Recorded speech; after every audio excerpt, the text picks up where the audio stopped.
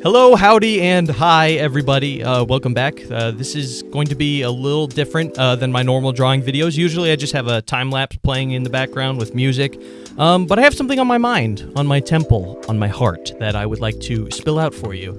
So I'll just get to it. While I was making the latest video, which is part 47, which of course the subject of the video is Skull Island, I had to revisit some aspects of the movie for the video.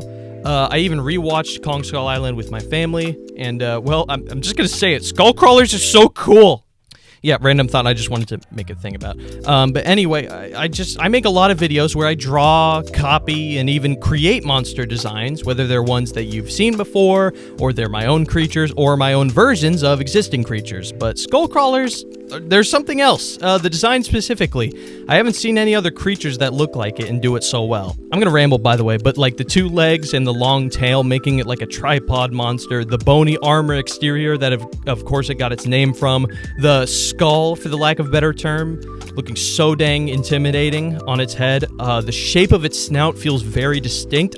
I just love it. I love the design of the skull crawlers, and I have ever since I saw the movie originally. I only wish that I could see them more in the movies. Whoever designed this creature did a great job, and by that I mean that specifically the slot that a monster like this is supposed to fill, especially in the Monsterverse, it fits that slot perfectly, at least design-wise. I know there's not a whole lot of distinct lore on these creatures or abilities and aspects that make it super special, but it's more of the execution of the elements that they did have. That's why it always is a standout to me. They have a similar feel to velociraptors, but they're bigger and creepier. A very abnormal giant reptile with a color palette to mimic a scary, spooky skeleton. And that reflects the most in his face, or the mask, whatever it is, looking like a skull on the outside of its head, especially with those two emptied hollow out points that you're supposed to think are his eyes, which of course they aren't his actual eyes, they're back here, right back there. I don't know if you can see them.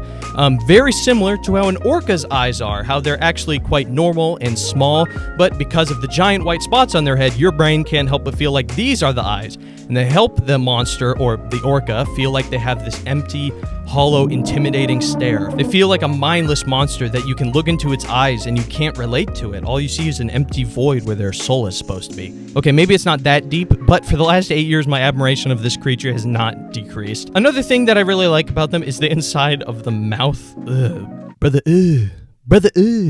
just getting eaten by this thing would be awful. It's got that nasty layout of teeth and meat, paired with the fact that their tongue can stretch out like a frog and they swallow you whole! It's a really good thing that these things don't actually exist. And to segue a little bit from their design, I just want to say the lore side of the skull crawlers make them seem like absolute menaces. So you have Kong, right? And he has an entire race of Titan apes, but all of the apes on Skull Island were eradicated by these reptiles.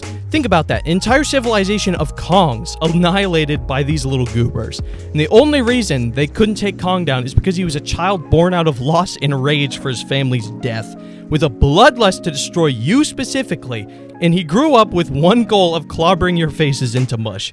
Not to mention, it seems like Kong gets a lot bigger than the rest of the apes that were on Skull Island. But regardless of that, the fact that the skull crawlers were able to genocide an entire species, but this monkey boy is still catching you outside, shows how much of a baller this guy is. Makes you wonder what other lizards Kong could go toe-to-toe with. Like, I don't know, Godzilla? You guys never stood a chance. You probably should have had more big guys. Not to segue too hard, but the reason for my fondness of these creatures specifically kind of broadens out to some of the appeal of the Monsterverse movies in general.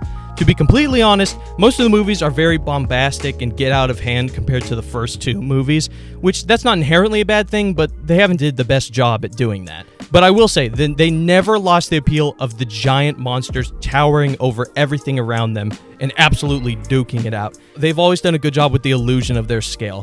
Whether it's insane detail on each Titan, the environment around them getting destroyed, leveled, and belittled compared to them, or even the sound design to help with that scale, where you feel like every giant step or crunch into the earth really sells the size of these guys. And that's the main thing I love about the Monsterverse, and it's the same reason I really like the Michael Bay Transformers movies, or I really like the first Pacific Rim movie, which one of the things the sequel to Pacific Rim completely fumbled on was taking that feeling away, that feeling of scale and power and magnitude of what these giant mechs and monsters are.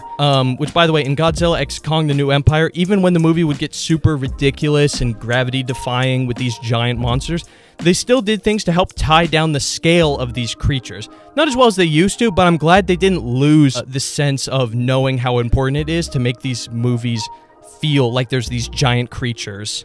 Sorry, I'm getting a little carried away and honestly a little winded. One day I'd like to make a video talking more about the MonsterVerse movies or other movies in general, but that'll have to be for another time. In conclusion, Skullcrawlers are cool, I like to ramble, the MonsterVerse is not perfect, but I love it, Pacific Rim Uprising sucked, and I will see you in the next episode of Triangle vs. Monkey. See you, everyone.